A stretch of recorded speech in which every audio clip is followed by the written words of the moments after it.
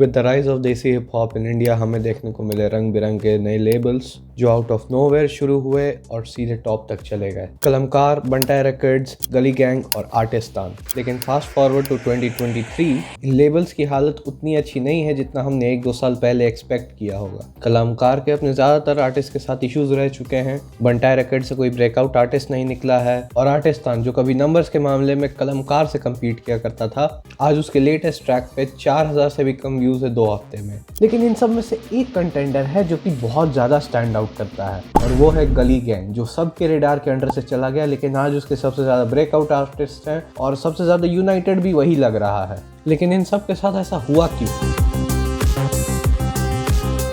Labels का main काम होता है आर्टिस्ट को रिसोर्स प्रोवाइड करना, उनके कनेक्शंस प्रोवाइड करना ताकि वो और आगे बढ़ सके। उनका जो कॉन्ट्रैक्ट है वो लेबल टू लेबल अलग अलग रहता है, लेकिन जो एक बेसिक और एक सबसे ज़्यादा पॉपुलर मॉडल है वो कुछ ऐसा रहता है। जैसे इंटरनेशनल आर्टिस्ट जब किसी भी लेबल के साथ साइन करते हैं तो उन्हें एक साइनिंग अमाउंट मिलता है। वो साइनिंग अमाउंट उन्हें अपने म्यूजिक में लगाना रहता है और फिर जब वो म्यूजिक रिलीज होता है तो लेबल पहले ट्राई करती है जितने भी पैसे लगे हैं उन्हें रिकवर करने के लिए, और तब तक आर्टिस्ट को एक भी पैसा नहीं दिखता है अपने म्यूजिक से। और जब वो रिकवरी हो जाती है तब उसके बाद कॉन्ट्रैक्ट के हिसाब से जितना स्प्लिट है आर्टिस्ट और लेबल के बीच में उतना आर्टिस्ट को मिलते रहेगा। इन परसेंटेजेस को हम रॉयल्टीज कहते हैं। 80-20 या 70-30 का स्प्लिट रहता है आर्टिस्ट और लेबल के बीच में, यानी कि 70 या 80% जो रखना है वो लेबल रखेगी और जो बाकी का पैसा है वो आर्टिस्ट को मिलेगा। जो मैंने ये टर्म्स बताई वो मेजरली इंटरनेशनल लेबल्स की है, जैसे सोनी, यूनिवर्सल, वार्नर या इंटरस्कोप रिकॉर्ड्स जैसे। अगर तुम किसी छोटे कंपनी या फिर एक इंडिपेंडेंट लेबल के साथ साइन होते हो तो ये टर्म्स बहुत ज़्यादा फ्लेक्सिबल रहती हैं और बहुत ज़्यादा कम रेस्ट्रिक्शन मिलता है तुमको। एज एन इंडिपेंडेंट आर्टिस्ट तुमको बहुत सारे काम करने रहते हैं। पहले तो गाना बनाना रहता है, उससे डिस्ट्रीब्यूट करना रहता है हर एक प्लेटफॉर्म के ऊपर, उसका वीडियो शूट करना रहता है, उसका आर्टवर्क कंफर्म करना रहता है, लोगों से कॉन्टैक्ट बना के रखना पड़ता है। लेकिन साइन होने के बाद ये सारी रिस्पॉन्सिबिलिटी तुम्हारे लेबल की हो जाती है, जिससे कि तुम बस अपने म्यूजिक पे ध्यान दे सकते हो। प्लस वो तुम्हें ज़्यादा शोज दिलाते हैं, ज़्यादा गिग्स दिलाते हैं, जो तुम्हारे कमाई का मेन सोर्स होता है, क्योंकि उसमें ज़्यादा पैसे मिलते हैं और लेबल्स उसमें से बहुत कम पैसा रखते हैं, लाइक 20-30%, और बाकी का तुम्हारा हो जाता है। लेकिन अभी भी बहुत लोगों के मन में एक इमेज बनी हुई है कि अगर वो एक लेबल के साथ साइन हो जाता है तो उनकी ज़िंदगी सेट है। लेकिन लेबल्स इसी चीज़ पे कैपिटलाइज करते हैं। कई बार रैपर स्टार स्ट्रक हो जाते हैं कि उनका एक फेवरेट लेबल या फिर एक बहुत बड़ा लेबल उन्हें आके साइन कर रहा है, तो इसका मतलब उनकी ज़िंदगी सेट है अब। लेकिन उन्हें अंदाज़ा नहीं रहता है कि वो किस जाल में फंसने जा रहे हैं। कई सारे लेबल्स है जो मेजर लेबल्स के साथ साइन होने के बाद भी कुछ नहीं कर पाए। इन कॉन्ट्रैक्ट्स में 10-12 साल का बाइंडिंग क्लॉज रहता है और आजकल तो एक बड़े से बड़े रैपर का भी करियर 10-12 साल का रहता है। तो इस पीरियड तक तुम न कहीं जा सकते हो और नहीं किसी और के साथ म्यूजिक बना सकते हो अनलेस द लेबल परमिट्स। अगर तुम कुछ ज़्यादा ही सबमिसिव और बेवकूफ़ हो जाते हो तो वो तुम्हारे हर एक चीज़ पे कंट्रोल कर सकते हैं, तुम्हारे क्रिएटिव प्रोसेस से लेकर तुम्हारी लाइफ की बाकी एस्पेक्ट्स तक। अगर तुमको ये ज़्यादा डिस्टोपियन लग रहा है और सोच रहे हो कि ऐसा तो हो ही नहीं सकता है, तो एक बार तुम साउथ कोरिया की जो म्यूजिक इंडस्ट्री है उसके बारे में जाके पढ़ो। जो के पॉप इंडस्ट्री जिसको आजकल सब लड़के हेट करते हैं, उनके जो आर्टिस्ट रहते हैं उनकी ज़िंदगी कैसी रहती है, उन्हें क्या खाना है, कहाँ जाना है, किससे बात करना है, किसको डेट करना है, कैसा दिखना है, कैसा म्यूजिक बनाना है, कहाँ रहना है, किसके साथ रहना है, ये सारी चीज़ें उनके लेबल्स कंट्रोल करते हैं। वहाँ पे एक मोनोपोली बन गई है म्यूजिक इंडस्ट्री पे लेबल्स की। और वो साइनिंग अमाउंट याद है जिसके बारे में हम उस समय कह रहे थे, वो तुम्हें एज अ लोन प्रोवाइड किया जाता है और अगर तुम वो रीपे करने में नाकाम रहते हो तो वो तुम्हारे डेट में चला जाता है। यानी कि अगर तुम्हें 1 मिलियन साइनिंग अमाउंट मिल रहा है और तुम उस पूरे 1 मिलियन को खर्च कर देते हो और अपने म्यूजिक से रीपे नहीं कर पाते हो तो तुम्हें अपने पॉकेट से निकाल कर वो पैसे जमा करने पड़ेंगे लेबल में, नहीं तो तुम्हारे पर डेट कलेक्शन भी आ सकता है। आज कितने सारे बड़े बड़े आर्टिस्ट हैं जो पहले कभी एक बड़े नाम हुआ करते थे, आज लाखों डॉलर डेट में है इसी के वजह से। लिल पंप को ले लो, लिल जैन को ले लो, ये आज लाखों डॉलर के डेट में है क्योंकि इन्होंने अपना पैसा ठीक से यूज़ नहीं किया। अगर तुम यहाँ तक देख लिए हो और सब्सक्राइब नहीं किए हो तो क्या कर रहे हो भाई, प्लीज़। तो पहले शुरू करते हैं कलमकार से। इसमें एक टाइम पे इंडिया के सबसे बड़े आर्टिस्ट जैसे Krishna, Karma, kid shot, Harjas signed थे। आज वो कंपनी लॉस में चल रही है। जो वृषभ वाली कंट्रोवर्सी है वो सबसे ज़्यादा लाइट में है, क्योंकि वृषभ सबसे ज़्यादा वोकल थे इनके बारे में। उन्हें ठीक से पैसे नहीं दिए जा रहे थे, उन्हें उनके कॉन्ट्रैक्ट से रिलीज़ भी नहीं किया जा रहा था, उनका म्यूज़िक भी रिलीज़ नहीं किया जा रहा था। उनके मृणाल शंकर ने भी कलमकार पे बहुत ज़्यादा शॉट्स लिए हैं हसल पे। यशमीत कौर तो बहुत ज़्यादा वोकल रही हैं अपने कमेंट सेक्शन और सोशल मीडिया पे इनको लेके।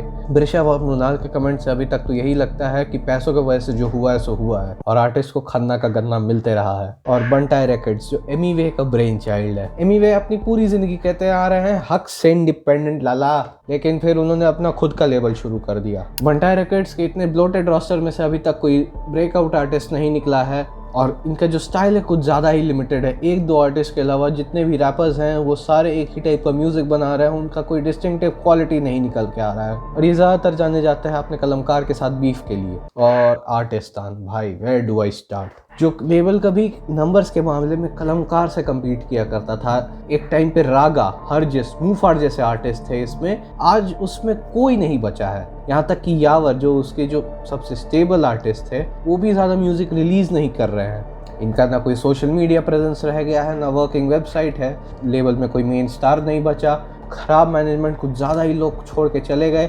जो लेटेस्ट ट्रैक है उसमें 4,500 के लगभग व्यूज़ हैं 2 हफ्ते में। लेकिन एक लेबल जिसने सारे ऑड्स को डिफाई किया, जो सबके रेडार से भी नीचे चला गया, और लेकिन उसने सबसे ज़्यादा ब्रेकआउट आर्टिस्ट दिए हैं और सबसे ज़्यादा स्टेबल है अभी के टाइम पे, वो है गली गैंग। शाहरुल, सुमायोकी, MC अल्ताफ, करण कंचन और मोर रिसेंटली समोहित जैसे ब्रेकआउट आर्टिस्ट देखे गली गैंग ने अपना नाम सीमेंट कर लिया है इस सीन में। उनके लाइव शो ज़्यादातर ग्रेट रहे हैं, लगातार होते रहते हैं और ज़्यादा कोई टेक्निकल डिफ़िकल्टीज नहीं आती हैं।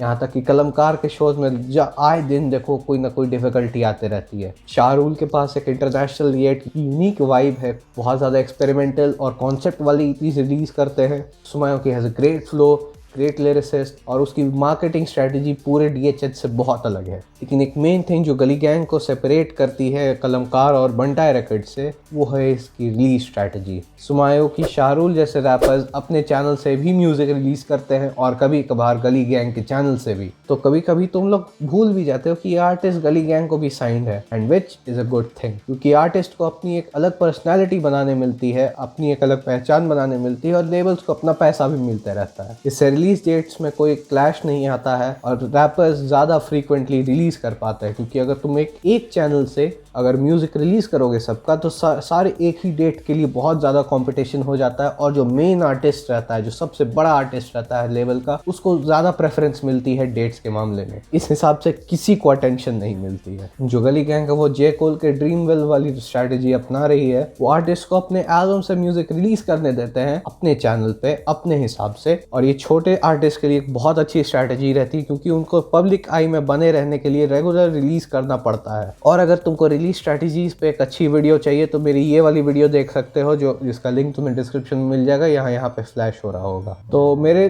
तरफ से कुछ टिप्स हैं उन आर्टिस्ट के लिए जो एक लेबल ज्वाइन करना चाहते हैं। अगर तुम्हें एक मीटिंग के लिए इन्वाइट किया जाता है या तुम्हें कॉल आता है तो जाओ ज़रूर, क्योंकि तुम्हें एक्सप्लोर करते रहना चाहिए कि बाकी लोग तुम्हें क्या ऑफर कर रहे हैं। हो सकता है तुम्हें कोई और अपॉर्चुनिटीज़ मिल जाए वहाँ से, लेकिन वहाँ जाके कोई आंसर येस या नो में नहीं देना है। वहाँ से जो तुम्हें इन्फॉर्मेशन मिलता है वो सुनो, अपने लॉयर के साथ आके डिस्कस करो, और फिर अपने लॉयर को भेजो बात करने के लिए उनके लॉयर से। और लेबल से साइन होने से पहले जो काम है जो लेबल्स करेगी तुम्हारे लिए, तो पहले तुम खुद करके देखो, तुम्हें आइडिया लगेगा कि लेबल तुम्हारे लिए काम क्या करने वाली है, उन्हें कितना पैसा देना चाहिए। और साइन होने से पहले अच्छे खासे प्रोजेक्ट्स रिलीज करो, अच्छी क्वालिटी के अच्छे नंबर्स में प्रोजेक्ट रिलीज करो, और अपना एक बज़ जनरेट करो, जिससे कि तुम अपने लिए एक बेटर डील नेगोशिएट कर पाओगे। और जितना हो सके उतना क्रिएटिव फ्रीडम लेने की कोशिश करो। 100% इज़ आइडियल, लेकिन 95-96% से मत जाना। और उन लोगों के लिए टिप्स जो लेबल स्टार्ट करने का सोच रहे हैं, don't screw over your artist. तुम टी सीरीज या सोनी म्यूजिक जैसे टू बिग टू फेल नहीं हो, और अभी के टाइम पे जो इंडियन हिप हॉप सीन है अभी बहुत नेसेंट स्टेज में है, तो यहाँ पे जो भी होता है ट्रस्ट और रिलेशंस के मामले पर ही होता है। एक कंपेटिटिव कॉन्ट्रैक्ट रखो जो अगर तुम रैपर को देते हो तो वो रिफ्यूज ना कर सके, और जो भी हो सके वो पॉसिबल क्लॉज उसमें मेंशन जरूर करना। और मार्केटिंग बस अब ये नहीं रह गया कि तुम रैपर से स्टोरी डलवा दो, you are not ready for this.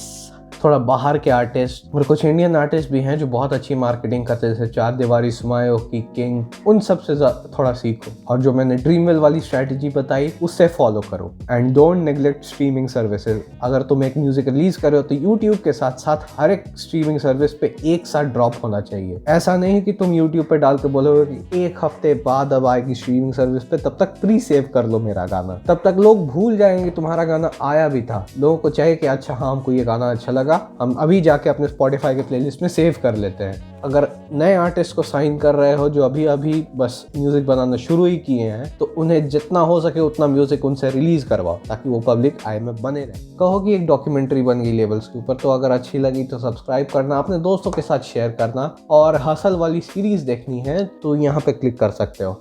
Bye bye.